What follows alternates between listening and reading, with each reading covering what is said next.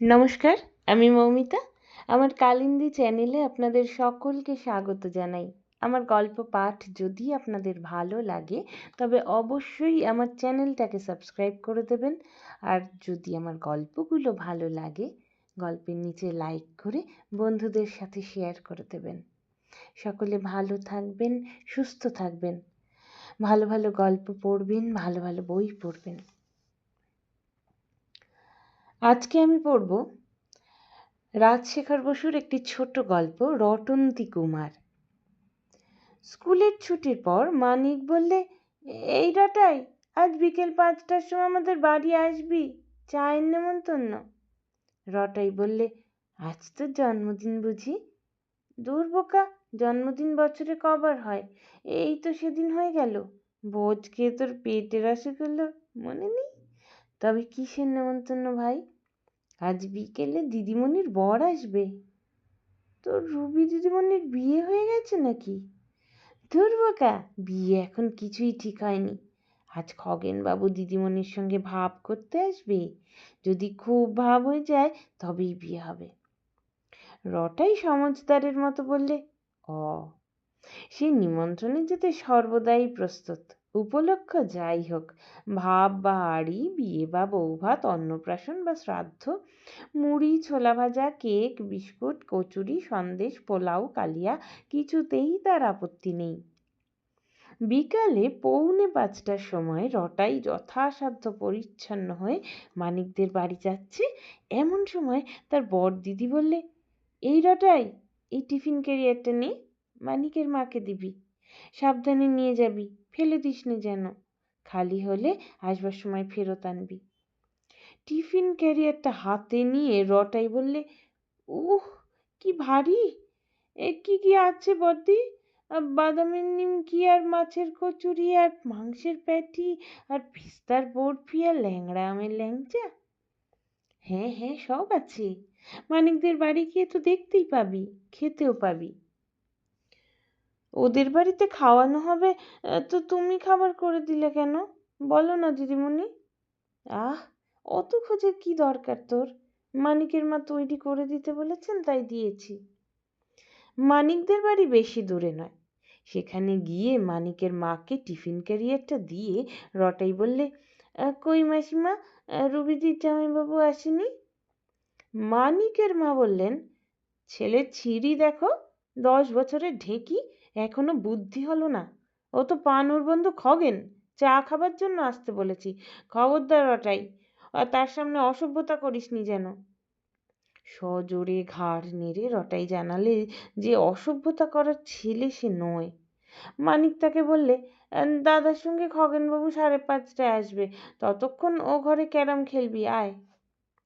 যথাকালে মানিকদের দাদা পানু বা পান্নালালের সঙ্গে শ্রীমান খগেনের আগমন হলো। সুশ্রী চেহারা, শৌখিন পোশাক, দেখলেই বোঝা যায় যে বড়লোক।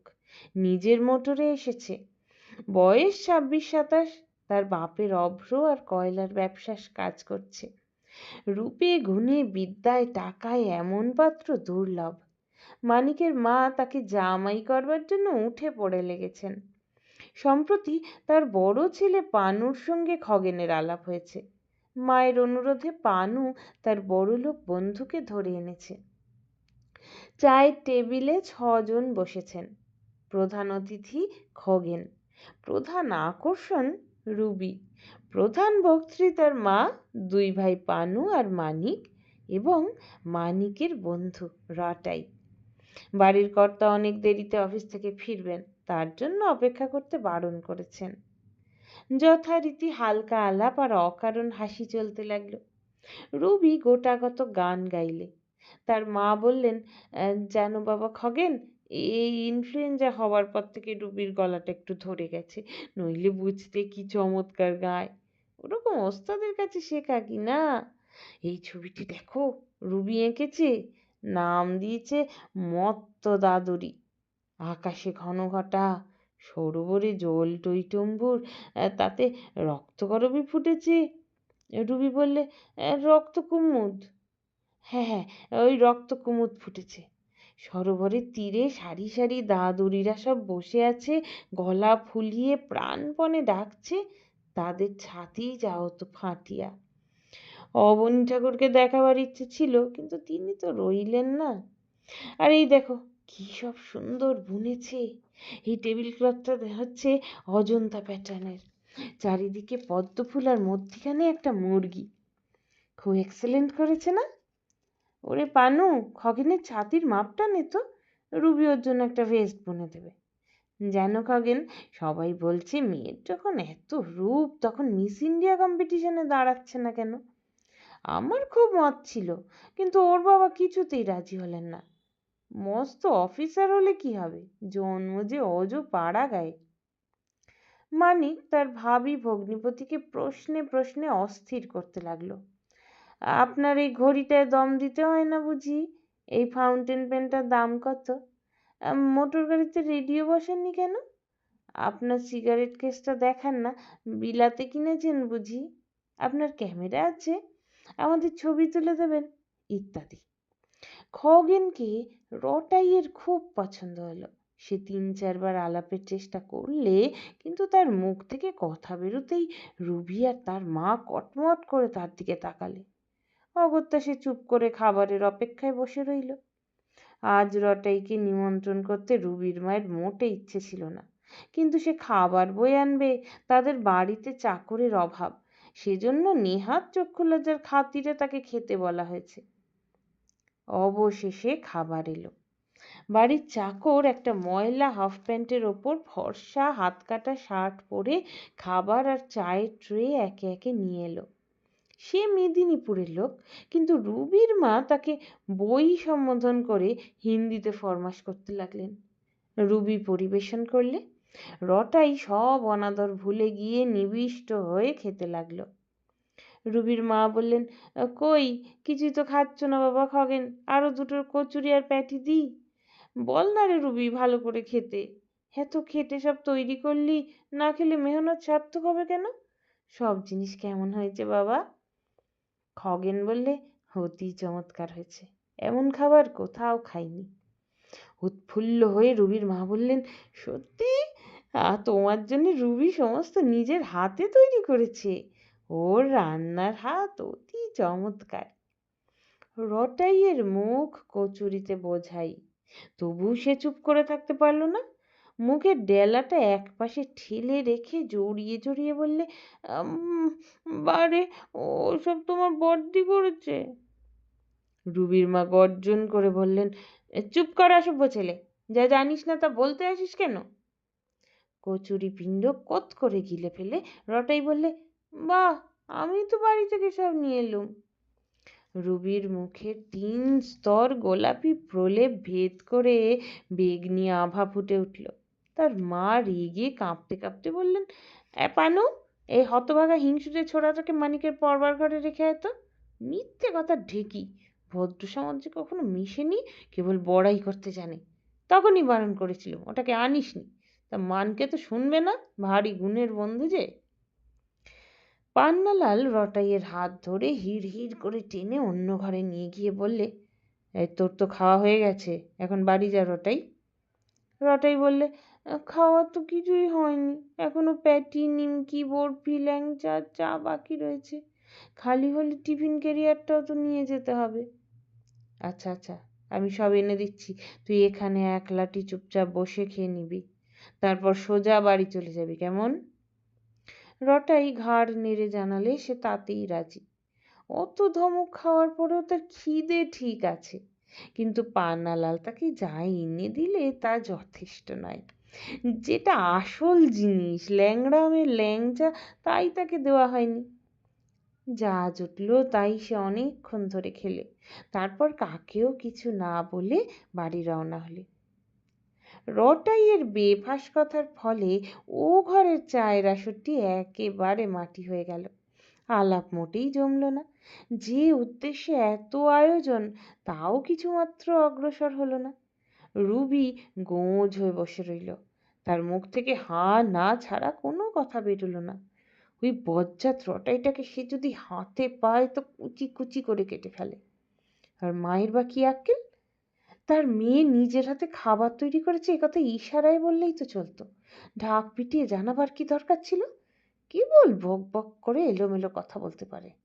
ওই শয়তান ছোড়াটাকে যে জল জ্যান্ত সামনে বসে রয়েছে সে হুঁশই হলো না। অপ্রিয় ব্যাপারটা চাপা দেওয়ার জন্য রুবির মা অনর্গল কথা বলে যেতে লাগলেন। পান্নালালও তার বন্ধুকে খুশি করবার জন্য নানা রকম রসিকতা করতে লাগলো। খগেন হাসি মুখে অল্প স্বল্প কথা বলে কোনো রকমের শিষ্টাচার বজায় রাখলে। খানিক পরে সে দাঁড়িয়ে উঠে বললে, আজ উঠি মাসিমা, আরেক জায়গায় দরকার আছে। ওহ, যা খাইয়েছেন তা হজম হতে 3 দিন লাগবে। রুবির মা বললে, কি আর খেয়েছো বাবা, ও তো কিছুই নয়, আবার এসো, সকালে বিকেলে সন্ধে যখন তোমার সুবিধে। তুমি তো ঘরের ছেলে, যা ঘরে থাকবে তাই খাবে।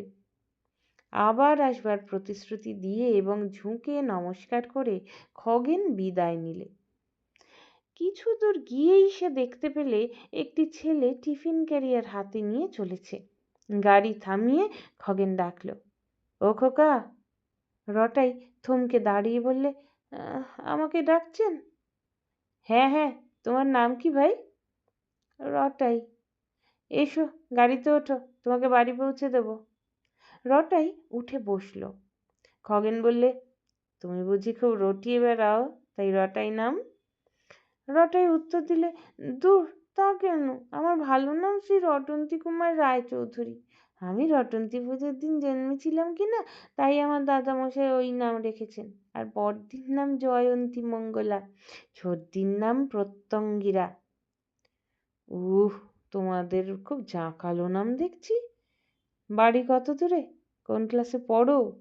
বাড়িতে কে কে আছেন? রটাই জানালে তার বাড়ি বেশি দূরে নয়, সে ক্লাস 6-এ পড়ে। বাবা রেলে কাজ করেন, বাইরে ঘুরে বেড়াতে হয়, মাঝে মাঝে আসেন। বাড়িতে আছেন তার মা, 2 দিদি আর সে নিজে।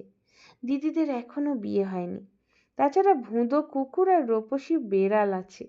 ভুঁদোটা ভীষণ লোভী, সেদিন মালপো চুরি করে খেয়েছিল। কিন্তু রূপসী হচ্ছে ভদ্র মহিলা, খেতে না বললে খায় না। শীঘ্রই তার বাচ্চা হবে। খগেনের যদি দরকার থাকে তবে যতগুলো ইচ্ছে নিতে পারে। রটাই মোটেই লাজুক নয়। অপরিচয়ের জন্য যেটুকু সংকোচ ছিল তা অল্পক্ষণ আলাপে সহজেই কেটে গেল। সে প্রশ্ন করলে, রুবিদির সঙ্গে আপনার ভাব হলো? খগেন হেসে বললে, কই আর হলো, চায়ের টেবিলে তুমি যে বোমা ছুঁড়েছ তাতে তো সবাইকার মেজাজ খারাপ হয়ে গেছে। আপনি আমার উপর রাগ করেছেন? আমার কিন্তু কিচ্ছু দোষ নেই। না না, তুমি ভালো ছেলে, শুধু একটু কাণ্ডজ্ঞানের অভাব। যা বলতে নেই তাই বলে ফেলেছ। আমি তো সত্যি কথাই বলেছি। আমার বড়দির কাছেই শুনেছি যে মানিকের মা বলেছিলেন, তাই খাবার তৈরি করে দিয়েছে। না হে না, তুমি কিচ্ছু জানো না। রুবিদি সব নিজের হাতে তৈরি করেছে। কখনো নয়, আপনি কিচ্ছু জানেন না। রুবিদি শুধু আলু সেদ্ধ আর ডিম সেদ্ধ করতে পারে। ওই ব্যাঙের ছবিটা তার আঁকা বটে, কিন্তু সেই যে পদ্ম ফুল আর মুরগির ছবিওয়ালা টেবিল ক্লথটা আপনাকে দেখিয়েছে, সেটা রুবিদি তৈরি করেনি। মানিকদের বাড়ির পাশের বাড়িতে আমাদের ক্লাসের কেলটে থাকে, তারই পিসিমা ওটা বানিয়েছে। আমি ওদের বাড়িতে যাই কি না তাই সব জানি। ওহ, তুমি অতি সাংঘাতিক ছেলে, আফাত টেরেবল। কিন্তু তোমাদের সেই জয়ন্তী মঙ্গলা দিদিমণি যে খাবার তৈরি করেছেন তার প্রমাণ কি? তোমাদের বাড়ি গেলে আমাকে ওই রকম খাওয়াতে পারবে? খুব পারবো, না পারলে আমার দোকান মলে দেবেন। আর যদি পারো তবে তুমি আমার দোকান মলে দেবে নাকি? ধুর, আপনি যে বড়, যদি হেরে যান তো আমাকে ফাইন দেবেন। কত ফাইন দিতে হবে? একটু ভেবে রটাই বললে, 1 টাকা দেবেন। মোটে 1 টাকা দিলেই হবে? 2 টাকা যদি দেন তো আরো ভালো। আমার দোকানের বদলে আপনার 2 টাকা। এখনই চলুন না আমাদের বাড়ি। পাগল নাকি? এই মাত্র এত খেয়ে আবার তোমাদের বাড়িতে খাবো কি করে? আচ্ছা আচ্ছা, পরশু রবিবার, সেদিন বিকেলে ঠিক আসবেন বলুন। তুমিই বাড়ির কর্তামশাই নাকি? হ্যাঁ, ওখানে কেউ তো আমাকে চেনেন না। যদি গায়ে পড়ে খেতে যাই তবে যে আমাকে অসভ্য হ্যাংলা মনে করবেন। ইস, মনে করলেই হলো, আমি আপনাকে চিনি, আমার কথায় যদি আপনি আসেন তবে কেউ কিচ্ছু মনে করবে না। কিন্তু দেখুন, আমরা হচ্ছে গরিব, অত রকমের খাবার হবে না। মানিকের মা মাছ মাংস পেস্তা বাদাম এই সব পাঠিয়ে দিয়েছিল, তাই বর্দি করে দিয়েছে। রবিবার বিকেলে ঠিক আসবেন কিন্তু। বেশ, তুমি যখন নিমন্ত্রণ করছো তখন যাব, কিন্তু খাবার মোটেই তৈরি করবে না, শুধু চা। বাহ, তাহলে আপনার বিশ্বাস হবে কি করে? কেউ খাবার করতে জানে কি না তার চেহারা দেখলেই বুঝতে পারি। আর একটা কথা, ওখানে যে কাণ্ডটি বাঁধিয়েছিলে তা যেন তোমাদের বাড়িতে বলো না, তাহলে আমি ভারী লজ্জায় পড়ব। আর দেখো, মানিককে সেদিন ডেকো না যেন। না, মানিকের সঙ্গে আড়ি করে দিয়েছি, ও অতক্ষণ তার পড়বার ঘরে বসে রইলুম একলাটি, একবারও এলে না। আড়ি করবে কেন, শুধু পরশুদিন তাকে তোমাদের বাড়ি এনো না। আচ্ছা রটন্তী কুমার, তোমার বড়দির তো খুব জমকালো নাম, জয়ন্তী মঙ্গলা কালী ভদ্রকালী কপালিনী, খাবার তৈরিতেও ওস্তাদ। তা তিনি দেখতে কেমন? খুব সুন্দর, রুবিদি 1 ঘন্টা ধরে রং মেখে তবে ফর্সা হয়, কিন্তু বড়দিকে কিচ্ছু করতে হয় না। আর তার গানের কাছে রুবিদির গান যেন কাক ডাকছে, কিন্তু বললেই বড়দি গান গায় না। আপনি যদি খুব অনেকবার অনেক করে বলেন তবেই গাইবে। আর জানেন, বড়দি MA পাস, ছোদ্দি আসছে বছর ম্যাট্রিক দেবে, আর রুবিদি 3বার ফেল করেছে। বড়দি শিগগির একটা চাকরি হবে। দাদামশাই কি বলে জানেন, লক্ষ্মী আর সরস্বতী আর অন্নপূর্ণা একসঙ্গে যোগ করে 3 দিয়ে ভাগ করলে যা হয়, বড়দি হচ্ছে তাই। আর তোমাকে কি বলেন? হেসে রটাই বললে, সে ভারী বিশ্রী, আমাকে বলেন নেজ কাটা বীর হনুমান। বিশ্রী কেন, হনুমানের মতো সচ্চরিত্র দেবতা কটা আছে। আমার কি মনে হয় জানো, তুমি হচ্ছ নারদ মুনি, পাক্কা দালাল। মানিকের মা তোমার কাছে একেবারে খুকি, কম্পিটিশনে দাঁড়াতেই পারবে না। এইটা তোমাদের বাড়ি তো? আচ্ছা, এসো ভাই, পরশু আবার দেখা হবে।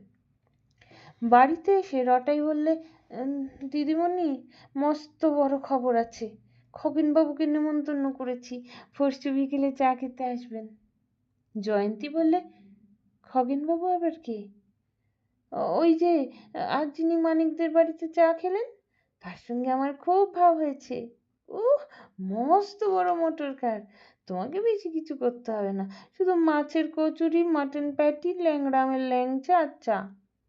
জয়ন্তী তার মাকে ডেকে বললে, তোমার খোকার আক্কেল দেখো মা, কথা নেই বার্তা নেই, হুট করে কোথাকারকে খগেনবাবু না বগেনবাবুকে নেমন্তন্ন করেছে, আবার আমাকে খাবারের ফরমাশ করছে। খাবার খুব সস্তা না, তুই খরচ দিবি?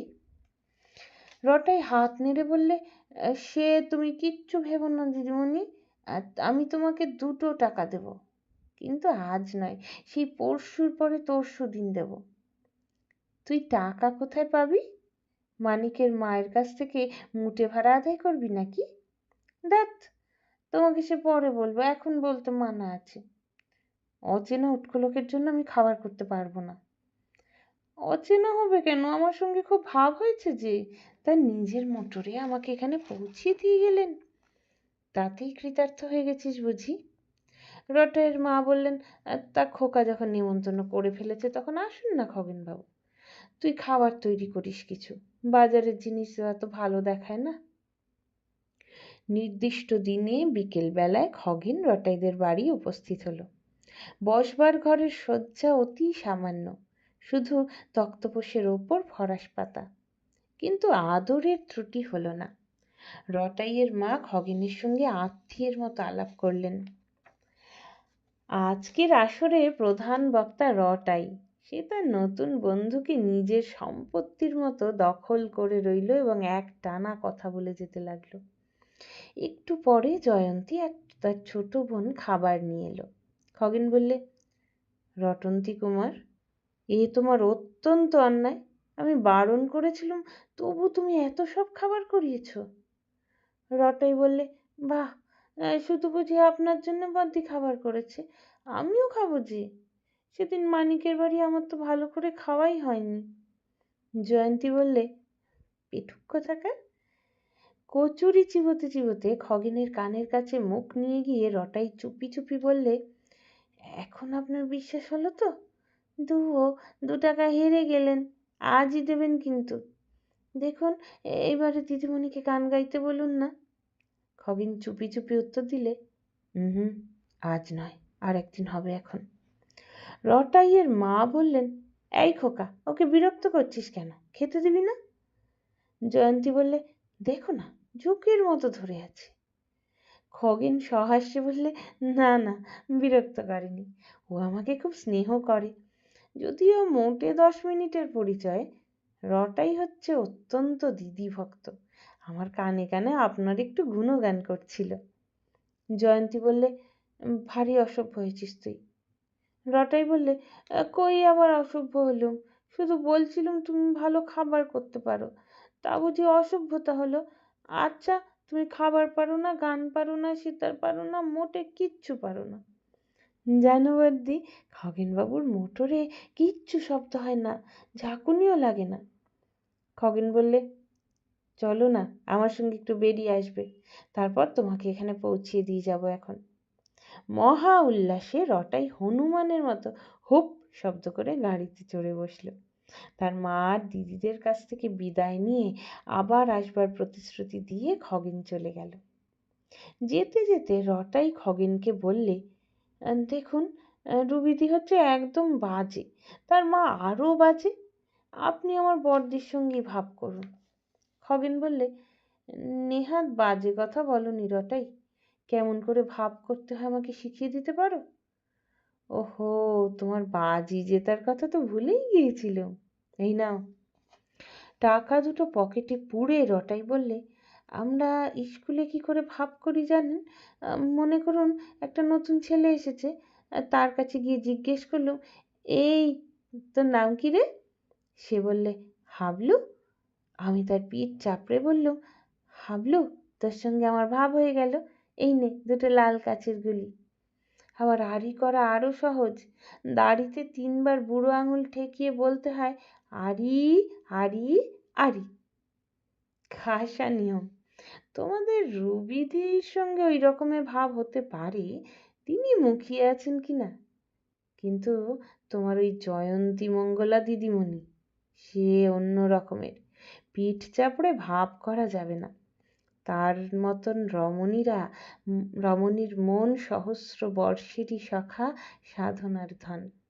যা হোক, আমি চেষ্টা করে দেখব, কিন্তু 1000 বছর সাধনা করা তো চলবে না। বাবা মা বিয়ের জন্য তাড়া লাগিয়েছেন যে, বলেছেন যাকে খুশি বিয়ে করো, বোকার মতন পছন্দ করো না শুধু, আর বেশি দেরি করো না, মাঘ মাসে আমরা তীর্থভ্রমণে বেরোবো, তার আগেই বিয়ে দিতে চাই। দেখি তার মধ্যে কিছু করতে পারি কিনা। শোনো রটাই, তুমি বড় ব্যস্তভাগিস, তোমার দিদিমণিকে ভাব করবার জন্য খুঁচিও না যেন। ওরে বাবা, তাহলে আমার পিঠে দমাদম কিল মারবে। আমাকেও মারবে না তো? না, আপনাকে কিচ্ছু বলবে না। বেড়ানো শেষ হলে রটাইকে তার বাড়িতে নামিয়ে দিয়ে খগেন চলে গেল। তারপর সে প্রতিশ্রুতি রক্ষার জন্য 1 মাসের মধ্যে একবার মানিকদের বাড়ি এবং 3বার রটাইদের বাড়ি গেল। খগেন বড় মুশকিলে পড়ল। রুবির মা বারবার তাকে আসবার জন্য বলে পাঠাচ্ছেন, এদিকে রটাইয়ের আবদার দিন দিন বেড়ে যাচ্ছে। ছেলে মানুষের কথা ঠেলা যায় না, অগত্যা রটাইদের বাড়িতে খগেন ঘন ঘন যেতে লাগলো। দিন কতক পরে রটাই জিজ্ঞাসা করলে, ভাব হলো? খগেন বললে, ধীরে রটন্তী কুমার, ধীরে। পণ্ডিতেরা বলেন, পথ হাঁটা, কাঁথা সেলাই আর পাহাড় টপকানো, শনৈ শনৈ, মানে আস্তে আস্তে করতে হয়। ভাব করাও সেই রকম, তাড়াহুড়ো করলে চলে না। বাবা যদি আমাকে ত্যায্য পুত্র করতেন, তবে এতদিনে কোন কালে ভাব হয়ে যেত। তা তো তিনি করবেন না, আবার তার টাকাও বিস্তর আছে, সব আমিই পাবো, এই হয়েছে বিপদ। বিপদ কেন? টাকা টাকা তো ভালোই, কত রকম মজা করা যায়, আইসক্রিম, চকলেট, মোটর গাড়ি, দমদমা engine, badminton, ping pong, ludo, আর কত কি। তোমার দিদি যে তা বোঝেন না, তার বিশ্বাস সমান সমান না হলে ভাব করা ঠিক নয়। আমি তাকে বলি, তুমি বা কম কিসে, দেখতে আমার চাইতে ঢের ভালো, বিদ্যুতেও বেশি।